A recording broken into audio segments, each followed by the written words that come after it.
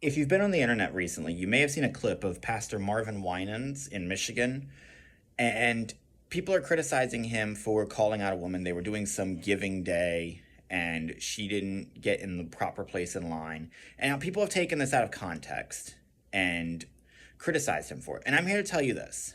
They are criticizing him for the wrong reason, but he does need to be called out and criticized. And here is why. He turned giving into a parade, into a spectacle. The people who were going to give the most money were brought to the front of the church first, and then the people who were going to give the least amount were brought up later. And this is a problem. In fact, no one should know how much you're donating. I don't even think the pastor should know how much you're donating. It's nobody's business whether I give $1 or $1 million. They shouldn't know who gets it. If the church receives the money, that's good enough. It doesn't matter who it comes from. And what do I mean by that? I mean, unfortunately, the church has a history of showing favoritism. When someone makes a large donation, they receive favoritism. I want to read to you Matthew chapter 6, verses 1 through 4. Beware of practicing your righteousness before men, to be noticed by them. Otherwise, you have no reward with your Father who is in heaven. So when you give to the poor, do not sound a trumpet before you, as the hypocrites do in the synagogues and in the streets, so that they may be honored by men. Truly I say to you, they have their reward in full.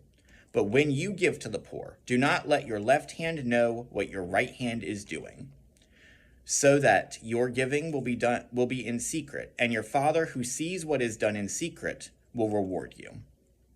Those who give publicly, who make it a public spectacle of donating money or anything really, or of helping the poor or anything like that, they're doing it for selfish reasons. The people at Marvin Winans Church who were going up there and giving all this money, they would announce who they were, they would announce how much they were giving, and they expect to receive a reward from God, but they will receive nothing from him because they have their reward. They received their reward already, and their reward was the applause and approval of men. When you give, no one should know how much you give.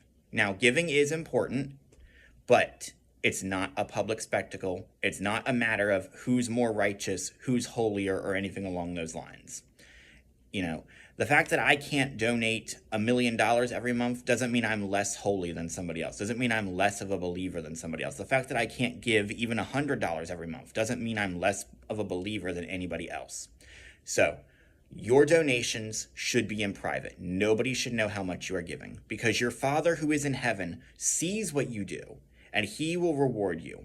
But if you give because you want people to notice how good of a Christian you are, or how nice of a person you are, or anything like that, then you are selfish and you will receive nothing, because you have already received everything you deserve, and that's the approval of men. I don't want the approval of men. I want the approval of God. So my challenge for you is this. If you have been one of those people who have publicly donated before, who have attached your name to donations or help or anything along those lines, repent. Stop doing it. If you continue to do it, stop doing it. Stop signing your name on things or making a spectacle of it or making videos or anything along those lines. Stop doing it. And if you are a member of Marvin Winans Church, or if you are Marvin Winans yourself, repent. You need to repent, because this action is evil. This idea that God blesses those who give more money and the people who can't give as much just aren't as spiritual, it's evil. We should not make donations a public spectacle. Subscribe for more gospel messages. Have a great day, and God bless you.